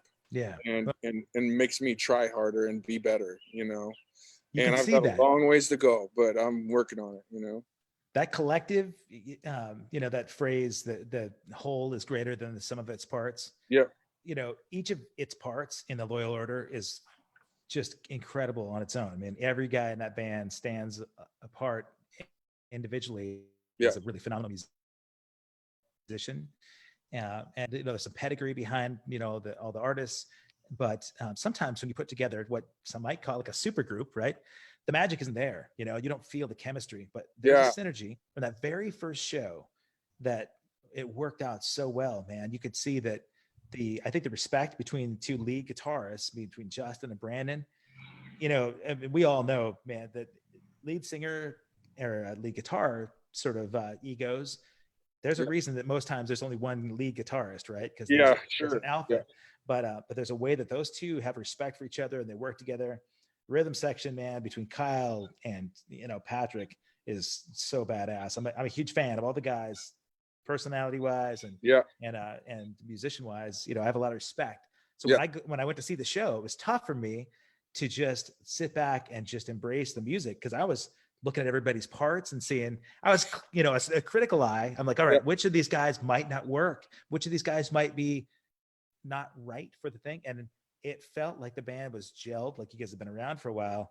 And what that told me was, this is an infant stage for this band. And you've got stuff that's happening now with radio and promotion that is poised to do really big things, and I think you got a good team behind you, both in the band, but then working with Tom Hazard as well. And I think I'm excited about it. When you and I talked about having a chat here on Facebook, I hadn't got to see you in person in a long time. So this is more about you and I catching up. Yeah, man, for sure. But I get to see this stuff on Facebook. I get to see the growth in the record, and people might not realize how much effort you've put into driving this home. This is something that ever since I've known you, it's been a slow boil, and Yeah, totally. And I just knew that, I just knew that if I was, going to break out and do something with my voice, I didn't want to like just kind of get my feet wet and locally. I wanted to just go for it. Yeah. And if I failed, that's okay. Yeah. And I'm just in shock about the whole thing. I'm very humbled by the response that it's gotten, and I just want to strive to be better and take it to another place, and right before this COVID thing happened, we were talking about hopping on some shows with some of Tom's guys that, we talked to the guys from it's called Julian 5, I think is what it's called. It's the guys from Orgy, which is Amir from Rough Cutt. Right. And we talked to those guys and a couple others he was kind of chatting with, and talking about collabing with some really amazing songwriters, and as well, because like I don't know if I should name names, but Tom and I talked about some people that you know very well, that and that I know you admire. Well, and some of that will come to light because more people are going to find out about Loyal Order just through the word of mouth here. And as they come out, that information will it'll be present. You just brought up Rough Cutt. We hadn't even touched on that. In the midst of all the Loyal Order development, you get an opportunity to play with an 80s rock iconic band. Yeah. That kind of came about just by surprise. I had talked to those guys before. They were talking about putting the band back together. And their bassist Matt didn't want to do it. He's busy in his studio and has all this stuff going on. And a friend of Black and Blue and mine now is through Black and Blue is Lisa Paulus from down there, and she's been in the LA rock scene since Black and Blue was there, and doing their thing back on the Sunset Strip, and I got to know her through Brandon and Black and Blue and stuff. And she reached out and said, "Hey, Rough Cutt's looking for a guitar player and a bass player." And I was like, "Oh, like Brandon, you want to do it?" And he's like, "Let's try it," And Brandon ended up not being able to make the trips to LA as much because his daughter's in high school now, and he's really devoting a lot of time to her. And he's already in Black and Blue and doing flyouts for those guys and all of his other, the bands around town here, all the tribute bands, and he's a busy guy. Yep. So we flew down there. I asked them what songs, see the one, and so went in there and just played the songs with them. And they're like, "Wow, you put some time in." And I got to meet some of the guys. It was like opening up a Hit Parader magazine or a circus magazine as a kid, because meeting these guys. I mean, and you met Dave and Chris and Steven. Dave is hilarious, man. He's from the South and he still has the accent. Yeah. And no matter if he's chewing my ass about missing a part or whatever, I'm always laughing. Yeah.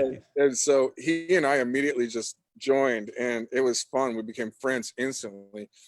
And he's told me all the Sunset Strip stories from you know, like I must have been a freshman in high school when he was going through that. I mean, he's played with Jakey Lee. He knew Ronnie James Dio really well. Yeah. Ronnie James Dio wrote some of the original songs. I know you were a Rough Cut fan and are a Rough Cut fan. Big time.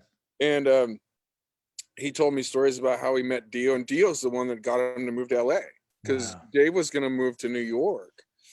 And he was with Vinny Appice, and he was watching Vinny play with somebody. Maybe it was his Black Sabbath stuff. I don't know. But Dio was there and played. Maybe did Appice play with Dio? Yeah. Right. Yeah. Okay, that's what it was. It was a Dio show. I'm sorry, Carmine and Vinny. I get these guys. Yeah. The brothers. That's right. But he was taught. He knew Vinny, and Dio started messing with him backstage. They were in two separate groups, and Dio was like sneaking up behind him and pulling his pants loop, and David turned around and nobody'd be there, and he did it 3 or 4 times, and he finally caught him on the last time, and it was Ronnie James Dio going like this. Oh God. And they became friends right away, and Dave said he was going to move to New York, and Dio's like, move to Los Angeles, it's going to happen there really soon. This was like 79, 80. Wow. Something like that.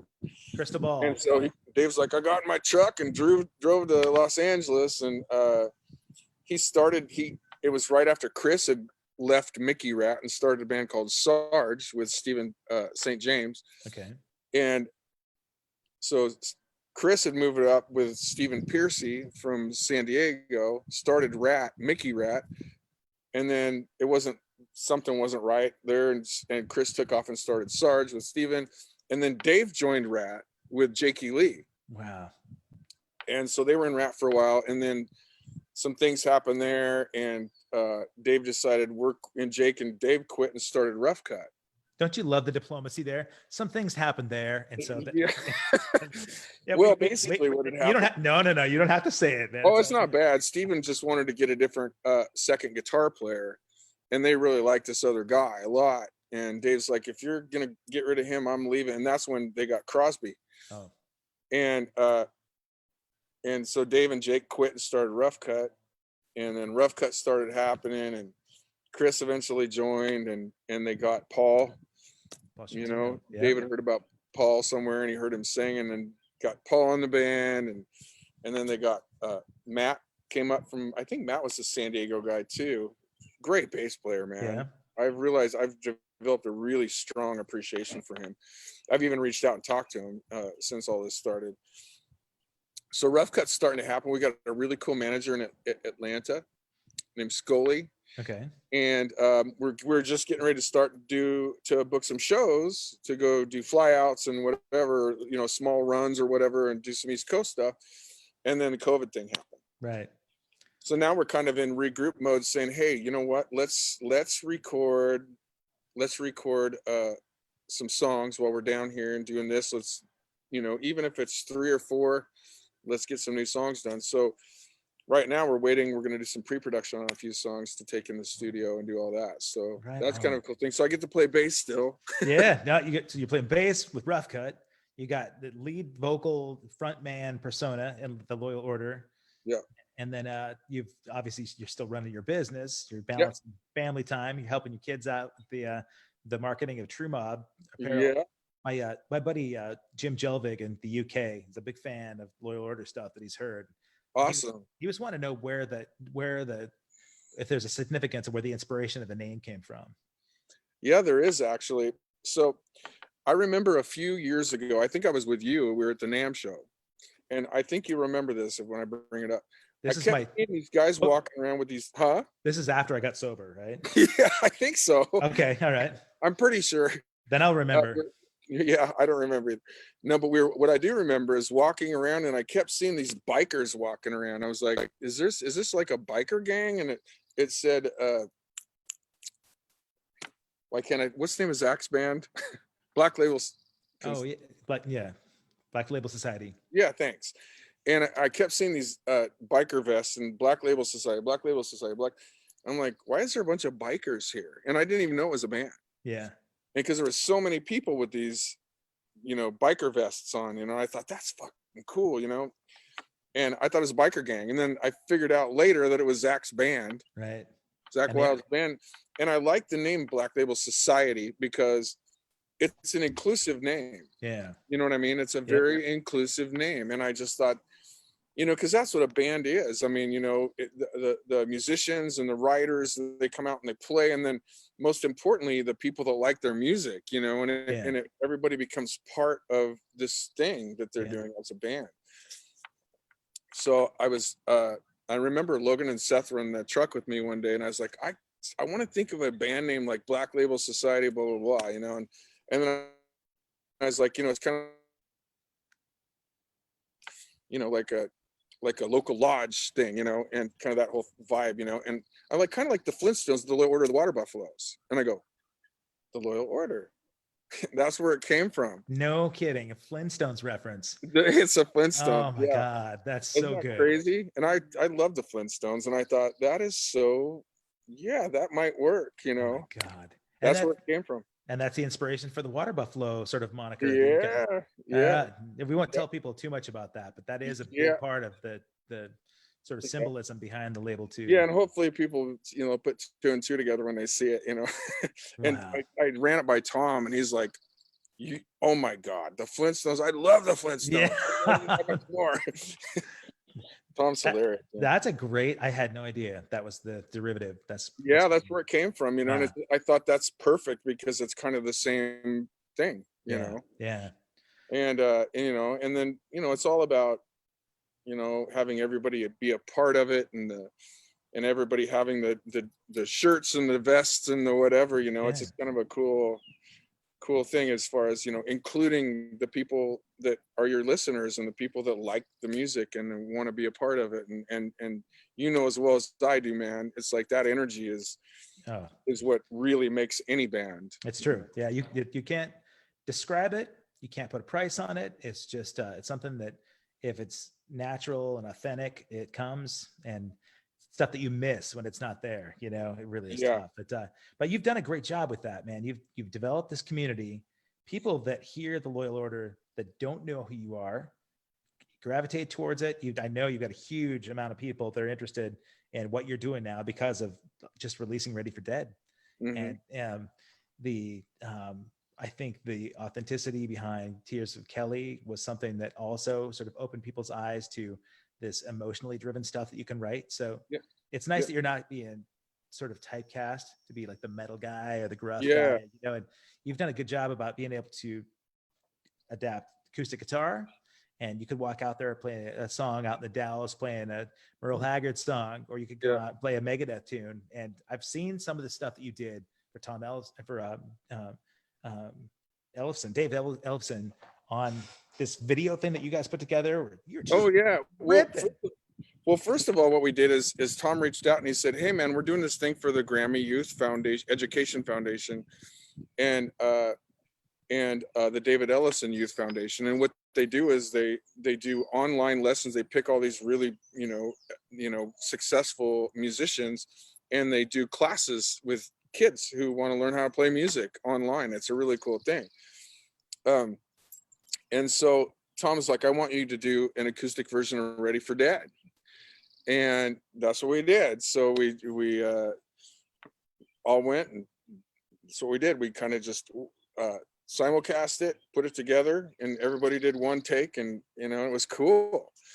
And we did this thing on that, and I was terrified of digital glitches, so I want to make sure that I did it in the right place and everything. And that came out really cool. Did you see that? I did. It sounds so good, man. Yeah, it was cool. It's not perfect, but it was cool. Stripping it down was great, man. Yeah, I was surprised. I mean, Tom's like, you should, do that. And I'm like, really? Let me think about that. And so I grabbed my acoustic guitar and went, and I always take my acoustic guitar in the bathroom because it's really echoey in my master bathroom, and it's good to sing in there. So I was in there and I was like, that'll work. I think we can do it. Yeah. So I called the guys and I said, let's do this. And so we did that simulcast, and that was an honor just to be part of that whole thing. Because I mean, I got to kick ass, man. Seven Dust Singer is going to do something. This guy and that guy, right. I better be at least halfway good. Yeah. And so we did that, and then what were we talking about? The other Yeah, well, then you did that crazy bass riff with the metal Oh stuff. yeah, the Ellison thing. Yeah. Yeah. Sorry, I segued into the music video that we just Yeah. shot. But the Tom reached out and he said, "Hey, go look at Ellison's page." And I go, "Why?" And he goes, "You play bass, right?" And they don't know me as a bass player at all. Right. And he goes, "You play bass, right?" He knew that I had played, but he never heard me. Yeah. And David, I've sat and had dinner with David in Nashville. I never talked one thing about playing bass. I just complimented him, you know. And so he challenged some people to do a play along with one of their Ellefson songs. So Dave and Tom have a band called Ellefson, and it's ass, man. They did a Post Malone cover too, which you should listen to. Right on. But the song that we did, they're just like record yourself playing along with this thing. And so I started learning this song. I'm like, oh, it's got some chops in it. I better come prepared, you know. So I worked on it for a couple nights, and then I taped myself playing along with it, and that was a blast. And it was me and Suicidal Tendencies bass player, Wow. and Butcher Baby's bass player. Wow. That not Robert Trujillo he's no longer with Suicidal, right? Yeah, there's the guy that's with him now. I can't okay. remember his name. Gotcha. All right. He's great though. He's killer. Really good player. Nice. And it was fun to do. Well, I'm sure Ellefson appreciated the fact that you've got those chops. Yeah, he was like, who knew? It was funnier than hell. I was just like, well, it's funny how they don't know that part of me, you know, because it's always been like, when I'm around them, it's like I'm the singer for the Loyal Order, you know. Right. And Ellison's a busy guy, you know, those two guys, Tom Hazard and David Ellison, they are the two most grounded, cool, awesome dudes out there, man. Ellison is, I sat and had dinner with him in Nashville, and it was just he and I. We were waiting for Tom, but Tom never showed up. He got busy with one of his entourages somehow. And so David and I just sat and had dinner together. I bought David dinner, and we sat and talked about the music business and real estate and construction. And you know, Dave does really well with you know, he's got, you know, he's a very successful man, I'll say that, you know. And sure, he's interested in real estate and dabbles, and he's a smart guy. Yeah. You know. Well, he worked PV A&R for a long time too, I know. Yeah. And yeah, he's a solid cat, man, and he's super cool. Yeah.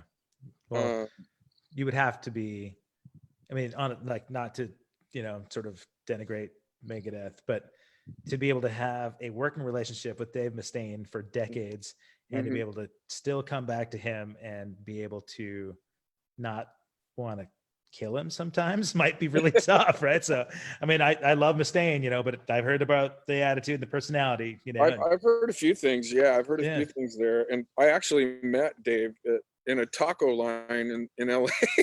We were getting some tacos, and I'm like, hey, you know, so he was nice. Good. You know? Yeah. And he's obviously, I'm pretty sure that this, his current battle is probably, you know, had some, yeah. But I'm hoping it doesn't, you know, one would hope it wouldn't take that for somebody to be, you know, sort of, but, and that wasn't meant to slam, you know, anyone. I just think it goes to show how the character of Ellefson is, you know, in his perseverance. And he's well, Dave left the band for a while. Yeah. And then came back. Understandably so. And he's just a really articulate, great bass player, man. Yeah. He's, you know, he's really pays a lot of attention to what he's doing, you know, and he's just, I don't know, he's just a cool guy. Super friendly. You remember me telling you that when I was working a day job at Mentor Graphics, right? But I had been playing with Jennifer Batten for about a year at that point. And I get a phone call in my office, and it's Dave Ellefson from PV. And I said, there's a Dave Ellefson from Megadeth. And he goes, yeah, same one. And I said, how did you find me, first of all? And he said, there's some listings of Jennifer Batten, and you're the contact on these web pages. And he said, you play with Jennifer? And I said, I do. And he said, right on. We want to talk to her about some involvement with PV. We got to get her working on some stuff. And it just was so surreal, so out of the moment, because he sounded very businesslike and very Yeah. professional. Yeah. And I was fanboying, because I thought, wait a minute, like I'm sitting in my button-down shirt in my office, at my corporate gig here, talking to the bass player of Megadeth, and he's asking for me for Jennifer Batten. But I think I don't know how serendipitous it all became for you to end up working with Dave through Tom as well. Yeah. But I remember when you first started talking to me about finding Hayes Art and this development where there's so many people in the business that you Sure. just don't know how legit they are, right? So you kind of get past the bullshit level, you kind of let down your guard enough to be able to talk to somebody and see if the stories are legit or if they're a chimney sweep in Longview, Washington, and they're just making up shit, But this guy seemed legit and really came through for you in a big way, right? Where you were able to. Oh man, yeah, and Tom has become a good friend too. Yeah. And his girl Melody is the one who did our artwork for the record too. Oh, right on. That's Yeah, what it looks great. I can't wait. She's cool, man. Yeah, and she works with everybody. She's she does all of their stuff, and I know she did something with Mark Weiss, the photographer guy, and right. What was that that went flying? Did Yes. you see that? No. It was like a leaf or something. I don't know. Yeah, well, this is the Great Northwest, man. You make it rained on. Well, I think you told us that the next plan, at least for Rough Cut, you're going to be going in and individually doing some recording for this during the time of pandemic, where we're kind of waiting things out to see if you can play live. Yeah. And then Loyal Order, you're really trying to strike while the iron's hot. Radio is picking up for you guys. So what do you see as, like, give me a projection for the next 6 months of what Loyal Order is planning on doing? Well, we're going to see basically how well the single does at radio, obviously, to keep that ball up in the air, and hopefully it'll just really stick. Simultaneously, our record is done. It is now mastered and delivered to Vaughn Artists and the Orchard. Okay. Which it'll go into the queue there, and then they do their downloading and do all their metadata and get everything all set there. And so I'm looking at 30 to 45 days from now doing a pre-sale on the record. Right on. And then I think we're looking at an actual release date of July, middle of July. Okay. Right on. But it just depends on how long it takes all the processing to happen, You bet. It's a process totally. Once you deliver it, they go, they have to upload it everywhere, and they got to do all the things that they do, and that takes time, I guess. But I'm doing a pre-release for the record. It'll be ready to do that really soon, Right so on. within 30 to 45 days. And as I said, we just shot a music video. Yeah. And we did it with social distancing. We couldn't do when you shoot a music video, you have a thing called a primary shot. Yeah. Where everything is, you got the whole band in one place on a stage. We couldn't do that here, so we had to do one at a time. Right. So and no green screen. No green screen. No, we just used black. And one guy at a time, 4 or 5 takes. So it was just basically shoot one guy. I was in there the whole day, like, spraying the air and sanitizing between each person and mask on, the whole bit. You bet. And we did that all day long. And then I was the last guy to do his part. So after I'd been doing, being the, the associate, the helper all day, I had to turn into singer guy suddenly, and did 4 or 5 takes of my thing. And the editing has been going, Rob Dacre's doing it. And cool. And just he's going through the editing process right now, and it's almost done. And so it'll come out simultaneous with the hopefully with the pre-sale. Right on. So we'll release that, and we did a song. It's for the song Hellfire. Sweet, with the ripping Justin Gibson solo. The Justin Gibson ripping solo. Yeah. Please tell me you kept a take on the video with you wearing a mask. No, I thought about doing that actually, but I didn't. But yeah, you guys could wear. I lost you there for a second. I said you could wear big spacesuits. Thought about it. Yeah. Thought about it. Yeah, it was an interesting shoot, but I think it's cool. The guys they all look great.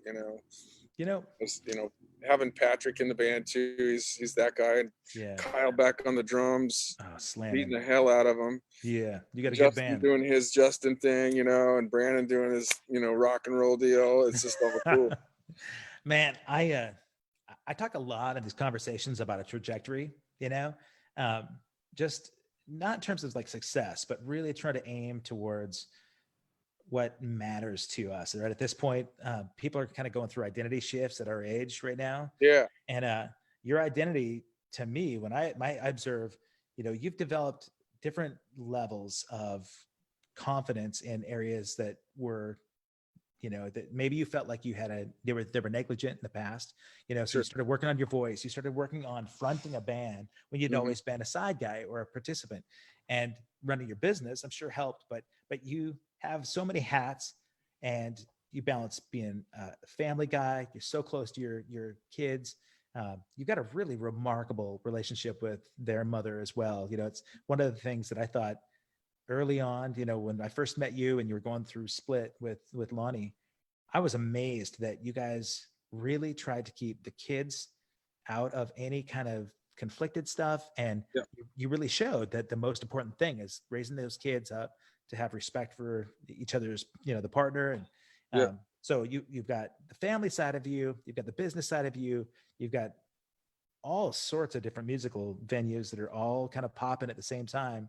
And so your trajectory is popping right now, even at a time when there's a global pandemic going on and a lot of people are really kind of freaked out about their finances or the political climate.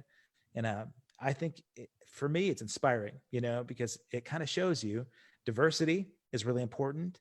If you've only had one identity, one role that sort of defined you, especially in music, if your performing music persona was all you had, this is kind of the time that people are going to have to look at maybe an identity shift to add on to something to help diversify. Because, who knows when things are going to get to a normal that will allow us to perform live again.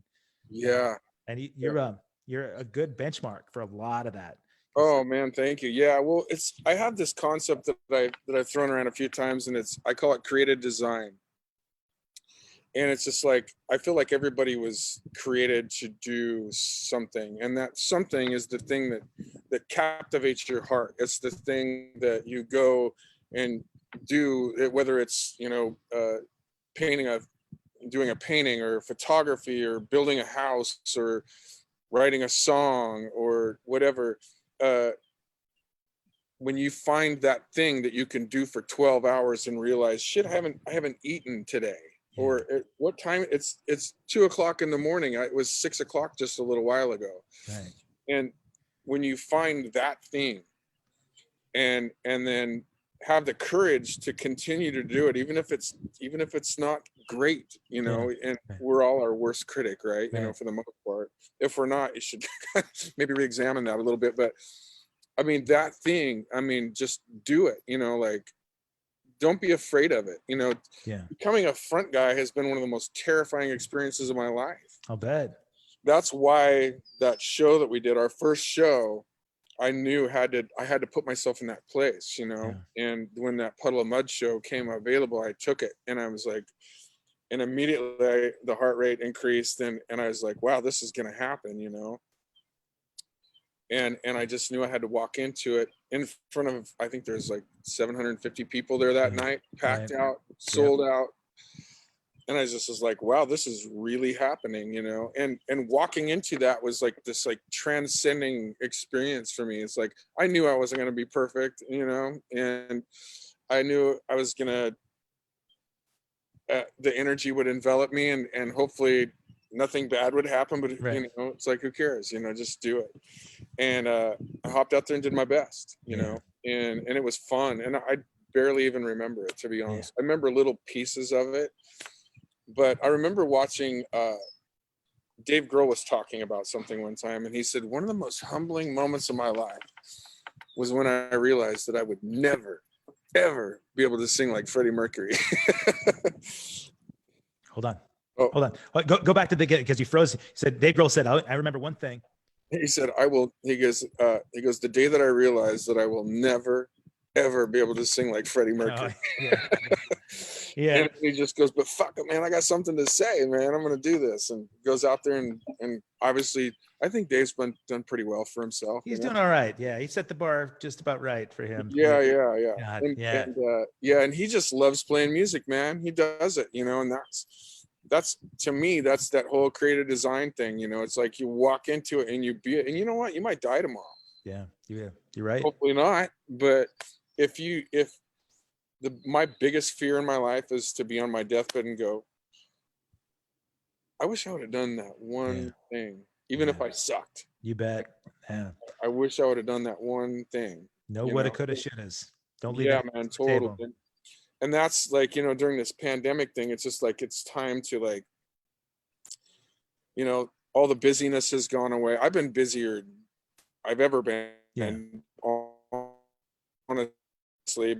I do almost everything solo. You know what I mean? Like I'm with my business, I'm talking on my phone, I'm on my computer, doing podcasts. Like, I'm on my phone. So I don't have to have all that. I was already kind of social distancing anyway, because I'm in a truck by myself or whatever, working.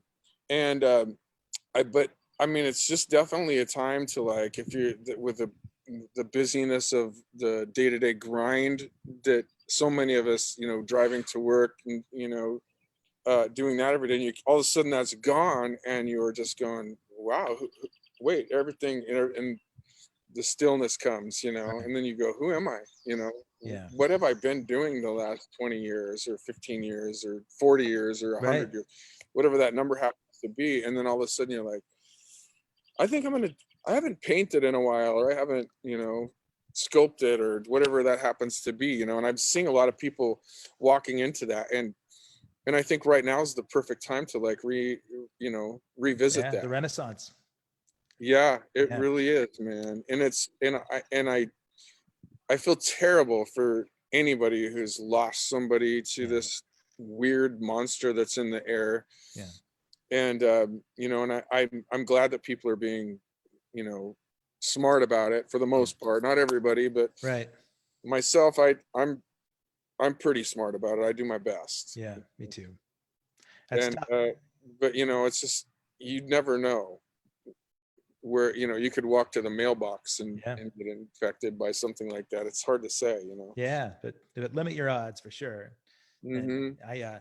And your perspective on just being able to take advantage of all the opportunities we have and really embrace each moment, go after all those things that you can be passionate about, maybe discard some of those things that are negative and negatively impacting our lives. That's one thing for me, that I wanted to look at the things that really matter to me, really focus on those. And there are a lot of extraneous things that I let seep into my life that were taking away from the fulfilling things. And so, if it's not adding to, man, it's, and that's super important. I mean, I've watched you, go through so many things, and you always have this really cool outlook on things. And this thing that we're doing right now is just like, I think you should keep doing it. I mean, after this is all over, at least, monthly, if not weekly, you know what I mean? And probably won't do it every day like I have been, right? No, every day's been awesome. I catch every single one that I can. I just know how busy you are. Like when this isn't going on, you're touring, you're doing all this other stuff. But man, like on while you're on tour, it'd be pretty easy for you to find somebody interesting to do this with. Absolutely, man. Yeah. I just think it's a really cool thing, man. And thank you. Just connecting with friends. It's like, you're 2 blocks away from me right now. I could hit you with a pitching wedge if I hit it right. But it's like, it's, it's just cool for everybody that's, not able to leave and do stuff, and just, it's a way of, hanging out. Yeah, I love it. It's a really special thing for me, man.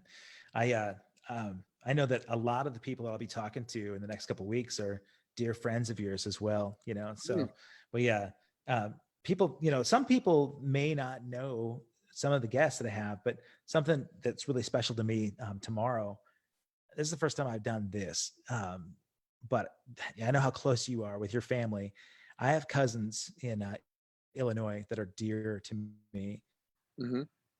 My uncle was the one that really started me playing drums. I've got his 1956 Gretsch drum set in my office. Oh my God. And it's amazing. And his So he's got a son and daughter, my cousins, Jim and Jane Ferrolo, and Jane's children, Michael and Morgan Kanata, are really gifted creatives in Chicago. Michael's a painter, an amazing artist, and just graduates tomorrow. So we're going to have a conversation tomorrow, right after his graduation. And that's so cool. It's cool. He's at Bradley, University in Illinois. And then his sister, Morgan, is sort of a holistic specialist. She's got a yoga, wellness, food sort of lifestyle entity that she's really trying to promote. Cool. Just good living. And I wanted to talk to both of them tomorrow and just kind of, bring new energy into some real positive things. And then, awesome. And then our pal Kelly Kiki on Sunday, drummer from Night Ranger. Oh, wow. Yeah. I love that guy. He's so cool. He's amazing. Every time I've never really personally, I've never like directly talked to him, I don't think, but I've always really admired him. He just seems like he's got that thing.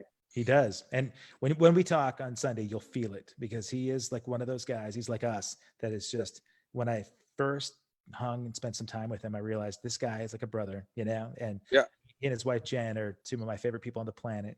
Wow. You got Bozic on Monday. No way. Yeah. Bozic? Yeah, absolutely. The Bozic? The Dan Bozic. And Tuesday, the guys in When in Rome, Clive and Andrew, they're going to be doing a podcast from the UK. The guy who put together the whole 80s in the Sand, the Dominican Republic, is moving that entity to Cancun in October. Yeah. And if all goes well, I'll be going down hanging out with him in Cancun for my 50th birthday in October. Wow, that's awesome. With Tesla and Billy Idol and Cheap Trick, and be a good time. That's cool. Yeah, Tesla, all those Cheap Trick. Oh my God. That was fun. Terry Courier's this week. Got to talk a little bit about Music Millennium origin, and Terry is sort of like the godfather of the Keep Portland Weird sort of origin. And Nate Morton this week we'll be talking about The Voice, and all sorts of great guests. So they're all sort of spun around this community and development of creative space, and cherishing each other. And so I just want you to know how much I appreciate you taking the time. And I appreciate you asking, man. It's cool. We haven't caught up in a while anyway. Might as well do it with everybody watching, right? That's right. Yeah, your neighbors across the street is Diane, trying to figure out what's he doing out in the yard. Jeff, would you shut up? Mike's not trying to hose you down. The copies. Yeah. Well, I did see Danny Rexine popped in here for a little bit, so maybe cool. She'll go to. She's gonna take some pictures as she swings by. But awesome, cool. So at least when we archive this video, I'll put it up on my site, and we'll get clips of Ready for Dead. Maybe we can get the Tears from Kelly video in there, and then point people towards True Mob Apparel, and see all the other things going on with the BUEHNER family. Yeah, man. Yeah, that's awesome. Any endorsements you want to say hi to real quick before we sign off? Any endorsements? Yeah. I don't think I have any endorsements. You got a good Sennheiser deal. Yeah, I actually have one of their wireless mics now. Yeah. And I guess that's it. And SVT? Fender.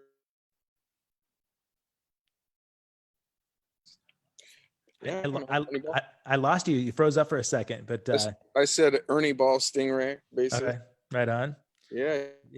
So enough to be pimping out here. But listen, I want you to do me a favor and hug your family, since I can't do it for them. All right, I'll do that. Take one for me. Seth's around here somewhere. I don't know where he went. Logan's in Sandy. Actually, Logan's out to sea right now, so he'll be back in soon though.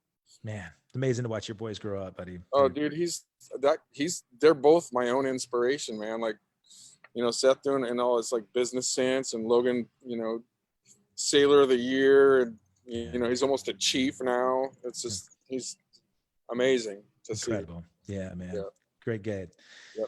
Oh man. All right. Well, listen, buddy, stay healthy, stay safe. I'll be watching for you through the neighborhood as we wave from a distance. And yeah. Let's I'll clear drive this. by and honk when we're done. Please do. All right, man. I love you, buddy. Thanks for taking Love you too, man. Whoops, I froze up again. the time. And congratulations on all the business development. All right, love you, man. Talk soon. I was saying congratulations on the development. All right. Oh, cool. Peace. Thank you, man. I'll talk to you soon. Okay. Take care, man.